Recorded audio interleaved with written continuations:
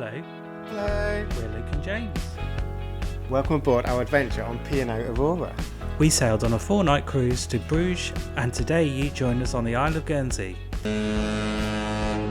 We tended offshore at the port of St Peter Port at around 8:30 a.m.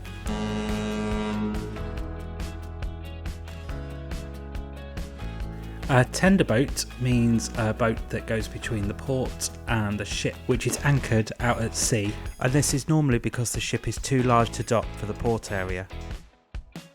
So on the day we had our breakfast while we waited for the immigration to clear the ship. This can normally take a bit of time, but we just took in the views while we were waiting to board the tender. So the process, we joined a queue to be taken down to deck 5, where we disembarked and then embarked the tender boat. The last tender was 5 p.m, so we had plenty of time to explore ashore.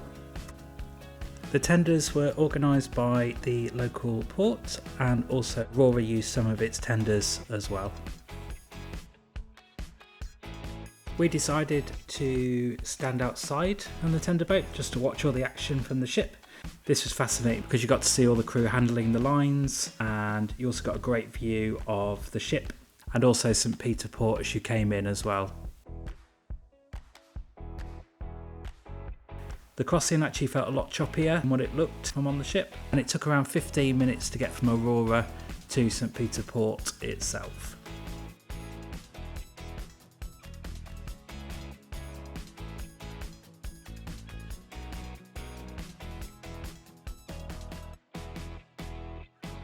The weather made all the difference coming in because it was a beautiful day. And we could watch all the ships coming in and out of the port area.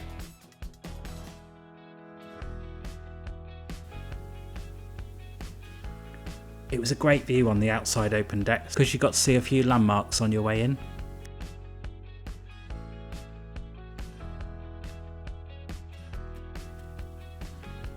Now, when we'd originally booked this cruise, we were supposed to be docking in Le Havre in France. However, due to the port strikes in France that day, we were pleasantly surprised with an itinerary change, and that was Guernsey. And we were so excited for this because we'd actually heard that there wasn't really a lot to do in Le Havre anyway, so the itinerary change was really welcomed. And the stop at Guernsey made it really special for us.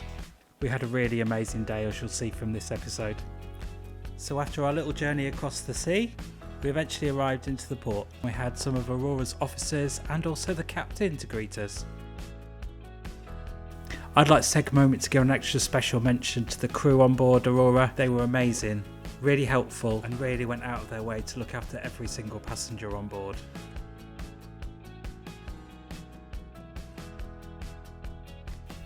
So once we'd docked, we disembarked the tender, said good morning to the crew, and walked up the ramp onto shore. This is where we were greeted by some really friendly locals. They were on hand with maps, any information you needed about the area, and things to do. So first off, we decided to walk along the harbour wall and check out all the boats.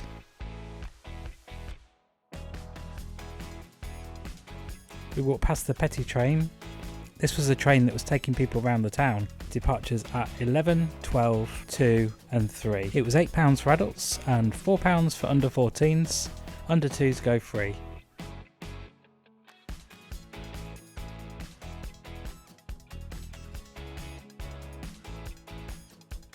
So we carried on around the left hand side of the harbour wall, checked out some more boats and decided to head to the Castle Cornet, which is the castle you can see in the distance there.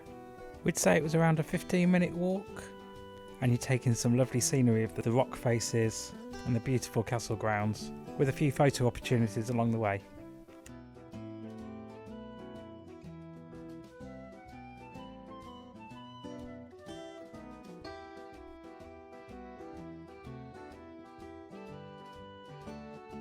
Castle Cornet is a large island castle and former tidal island, also known as Cornet Rock or Castle Rock.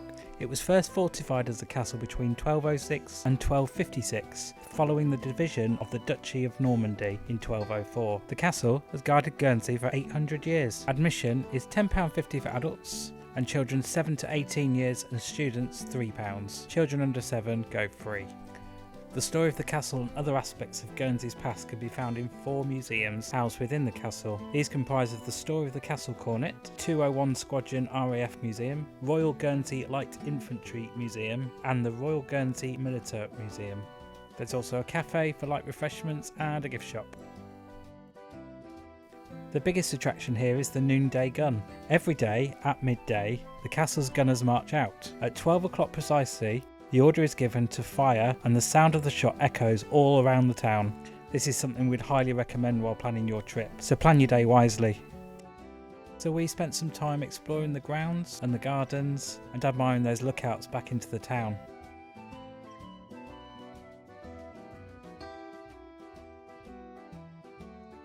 This will also kill some time if you're waiting for the Noonday Gun.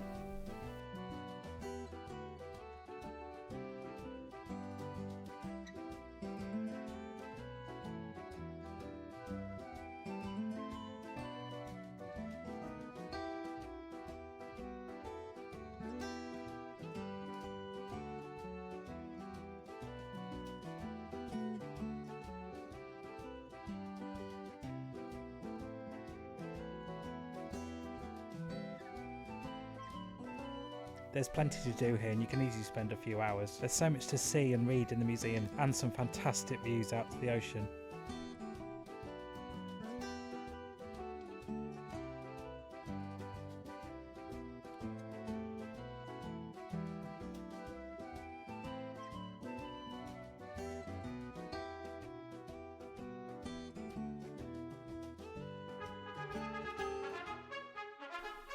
So here it is, for your viewing pleasure, the Noonday Gun. Hold on to those ears.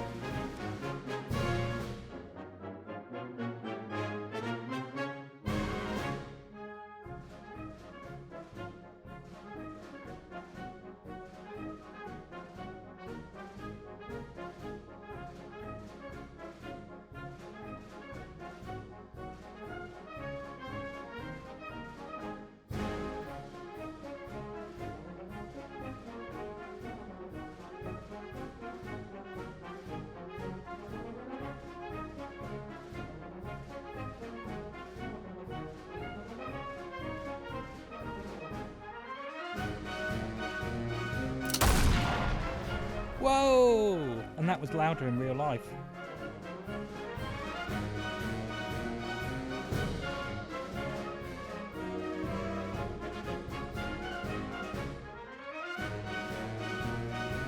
We even got a photo opportunity with the guards. We'd recommend Castle Cornet. So after that we decided to head back into the town. This is where we stumbled across the Val de Terre hill climb. So the cars line up alongside the seafront and then take off through the tight and flowing corners through the trees and up the hill. This looks like a really fun event for petrolheads and we're really lucky to see it on our visit.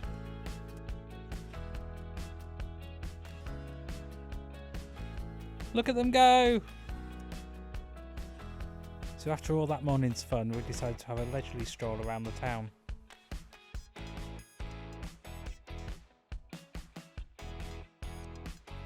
Check out this crocheted postbox topper. We had a walk through the main church.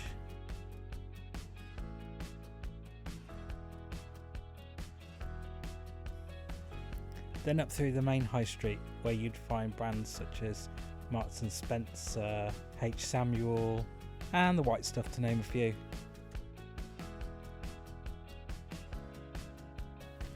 Further up the high street we decided to take a walk all the back streets and climb the hill for some spectacular views of the town.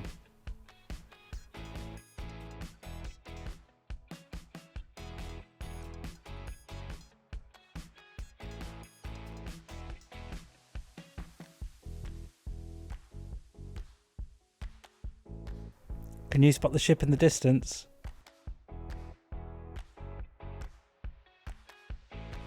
So with just enough time to buy a postcard and have some more photo opportunities,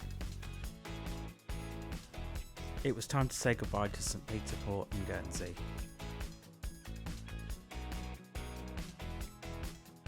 we jumped back on the tender and took the 15-minute journey across the sea.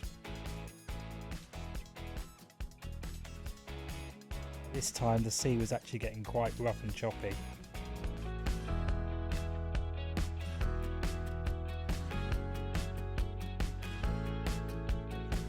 We made it back on board in time to see a band by the pool, where we lapped up those last few hours of sun and enjoyed a drink, before heading into the evening and sadly start making our way back to Southampton. This is where we spent our evening having dinner and exploring the ship for that last time.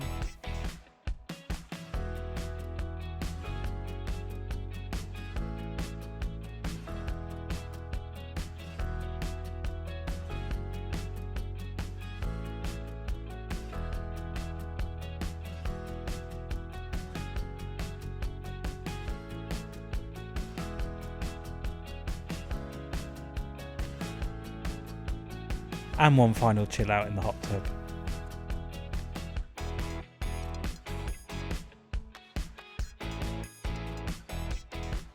And so to pack our bags and go to bed. We thoroughly enjoyed our time on Aurora and the places she visited. She's a really traditional ship and a gem in the P&O fleet. Have you sailed on Aurora? Let us know your experience in the comments below. Thanks for watching! If you've enjoyed coming along with us, don't forget to give this video a like. We'd really appreciate you subscribing to our channel. See you soon!